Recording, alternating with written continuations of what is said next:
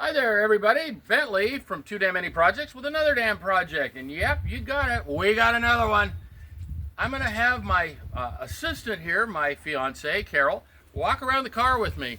Some of you that know what these cars are will immediately recognize it. Others are going to sit there and go, what is it? Well, follow me around and let's go over this car. Come on down. Don't trip over the steps. We are at the home of Gary L. Wales. And we are in the back lot where everything happens. It either comes in here or it goes out here, one or the other, or both at the same time.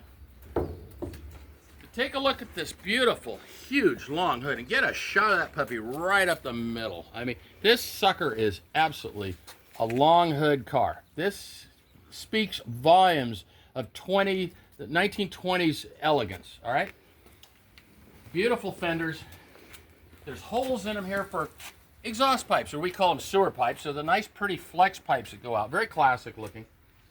And we just roll kind of around this car and we get to the back, and of course it looks rather ungainly. It doesn't look all fancy schmancy or anything, but this car is not a fancy or schmancy car. This is not what it is. For those of you who don't know what this is a 1970 and it's a prototype. It is the prototype for a custom neoclassic car called the Clanay. And there were no Clanays before this car. This has never been driven. It's never been put on the road. This thing is a total virgin the way it is, and it's designed to be what made the other cars. This is what they hooked together, and they had all these god-awful looking welds in here. They didn't mess with them because they just got the shape. They just wanted to see how it flowed together, and they got it to flow perfectly. I got to tell you, the later Clanays just don't have the presence this has. They sit too high. This was the perfect design. And Gary said, Bentley, you sure you don't want that car? I said, I never said I didn't want it. I wanted it from the second I saw it. And he said, Bentley, here's the deal. So I grabbed Carol, being that I do everything with my fiance. We do this stuff together. She's only been 4 months of dealing with cars, so everything is a learning experience at the same time of doing life experiences here, using what she knows and so forth. And I said, Carol, what do you think of this? And walked around the car, and she says, you want it? And I go, yeah. She says, you got it, let's do it. So it was that difficult. I don't know, I broke a sweat during that, but I broke a sweat because I was so excited. But here's this car. This is the very first Clanay. Right? Any of you know what a Clanay is, you'll know exactly what I'm talking about. This was the car that was built before they ever put a Clanay on the road. This is the car that literally started the whole neoclassic deal.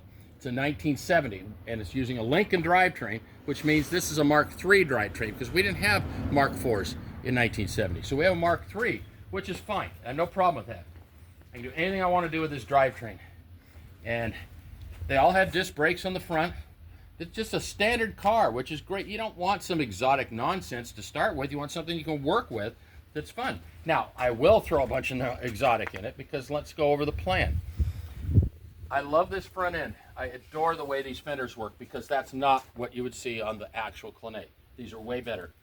We'll probably pull these off and build a box so we have tooling to remake these fenders, which would be really, really nice. They're full-length fenders. If you follow me along here, this is a one-piece fender, okay? You don't have fender, running board, and fender. It's all one piece, which makes it extremely sturdy. And they put little rub strips on there. You can stand on these things. These are not it's not a tinker toy. It's a really built car. And what they did is they used a body from an MG. The MG body was what this entire car was designed around. So when they went to the Volkswagen body later on, it didn't have the same presence and it didn't have the same look. And so literally this is an MG right up into here. And those of you who know the emblem on an MG can see this emblem that's missing here in the shape of the truck and know that's an MG. So what are we going to do with this car? Well, we're going to make it something really crazy and special. And if that works out and people love it enough, and they want to hand us their checkbook and go away for a while, we'll build them another one. That's what you do. But this one's ours. This is our baby. We're going to put this together in a very grand style. We're going to copy a lot of Gary Wales stuff. Don't let him know that. But we're going to copy Gary. First thing we're going to do is put a boat tail on here. Now we have the tooling to make the boat tails. Anybody knows Gary, you look at his cars, they all have boat tails on them except the one car, the Lucky Buck. That was a whole different creation. But all the Bastiones and the little Bentley, the 38 4 1/4, that car has a boat tail on it. It's a tiny car. The Bastiones are gigantic. This boat tail fits everything. We already came out here with the tape. I have a video. If you look at the video on it, that boat tail fit on this car. Okay, it fits on a big car and a little car. It's very versatile the way it's done. But then the other thing we're going to do with this baby is in keeping with the theme of being a roadster and just a fun all-around driving car. If you ever seen a Packard Darren, they cut the doors down and they just slide through here, and the way it works is you just get in and out of the car. You don't even have a door to open. I mean, we could put a little hinged door down here, a small one, but for the most part, just cut them down so the thing looks like a real live roadster. Get rid of the windshield. Brooklyn's racing windshields. We're not copying Gary on that at all, are we? No, didn't think so. But a pair of Brooklyn's racing windshields and the big mirror in the middle, I think that's just totally appropriate for the car. So then we come all the way around here.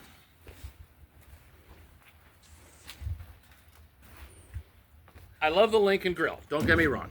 I adore that. I think it's a great grill. Rolls-Royce doesn't think so. They tried suing Lincoln for that years ago. But it's a nice grill. But I much rather put a Rolls-Royce grill or a Bentley grill in here, because it just has more presence and more power, and honestly it goes along with what we're doing. And what we're doing is looking to grab a Bentley, either a Turbo R or an Arnage motor, a turbocharged motor, and stick it in there with the 4-speed automatic, or maybe even adapt the 6-speed transmission that General Motors makes, that we can put paddle shifts inside and have a 6-speed automatic and make it even more fun. We'll see. It's just a matter of how are we going to do this, when are we going to do it. So we got to find the guts. In the meantime, we can get these fenders off. We can make the tooling for them so we can build new fenders. Get the body set up right. Make sure the mounts are right so it's safe and it's secured on the frame. Any framework we think we might want to do. We have another Rolls-Royce engine we can just set in there to see how it works. And then, once everything's off the car and we chop this and put the boat tail on it, we're going to have a better idea what she's going to look like. And if you ever look at a Clenet, you're going to see they have a really neat dashboard. It's all burled walnut and lovely trim. And I think we're going to stay with that. We're going to keep that theme of the car having a lovely interior as well. We have nice seats, great carpet. It's going to look super elegant inside. As much electronics as we can stuff in the car. Okay, even though it's a 70, it's a replica of something that was never built before, and it comes from a different era. I'm still going to stuff a boatload of electronics in it. You're definitely going to see me do that, because I have fun with that. And so here we are, and I'm sitting here drooling. We're going to head home Wednesday, and we're going to get ready and come down with the car hauler, put her aboard, and go back up north, and we're going to start working on this car. And we're going to take the mold, the tooling for the boat tail with us, and make a lot more of those. So anybody wants a boat tail, we'll make you one. It's going to be good. It's going to be so strong that we can't say this because it's not a legal thing to say, but literally if you rolled over it wasn't going to break. So that's just the way they're going to be made. It's not an advertised thing, but they're going to be strong and they're going to be durable, and we might even throw some wood on them like Gary has. I don't know. We just don't have an idea what to do yet. The car is telling us as we go. In a little bit, I'll probably put up a picture or a short, maybe tonight, but Gary came up with the headlights. I saw those headlights, and let me tell you. And we're probably going to spend more on the headlights than we did on the car. Might end up that way. But, honestly, when we talk about things that cost more than a car, whatever, I know what Gary sold the Ferrari bread van for, and he sold the license plate for more than the car. So, that tells you sometimes the price of the car is cheap. It's the other stuff. But we'll see what we come up with. I'm just really excited about the car. I think our design and what we're going to do to modify the car and make it ours, I think it's going to be exciting. Not much good in the Pacific Northwest, but we have an enclosed car hauler, and we plan on spending some winter time here with our buddy, and I think this will be fun. I think it's going to be a great project. So follow along. We'll keep going with it. We'll show you when we throw it in the car hauler, get it the hell out of here, and we'll go from there. But hey, thanks for tuning in. Don't forget to like and subscribe. We have plenty of ants and other things that bite that we can send over your way if you don't subscribe. So make sure you subscribe so we don't have to go to all that trouble, okay? Hey, have a great day. Bye.